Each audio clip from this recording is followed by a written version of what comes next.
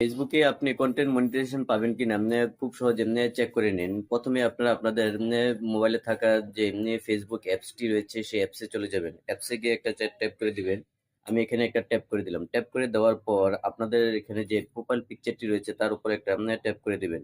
আমি এখানে একটা ট্যাপ করে দিলাম। ট্যাপ করে দেওয়ার পর এখানে দেখুন যে 3 ডট মেনুটি রয়েছে এই 3 ডট মেনুতে একটা ট্যাপ করে দিবেন। আমি এখানে একটা ট্যাপ করে দিলাম। ট্যাপ করে দেওয়ার পর এখানে দেখুন যে প্রোফাইল স্ট্যাটাস লেখাটি রয়েছে এর উপর একটা ট্যাপ করে দিবেন। আমি এখানে একটা ট্যাপ করে দিলাম।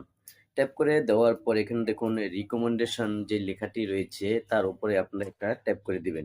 আমি এখানে একটা ট্যাপ করে দিলাম। ট্যাপ করে দেওয়ার পর আমাদের এরকম একটা ইন্টারফেস চলে আসবে।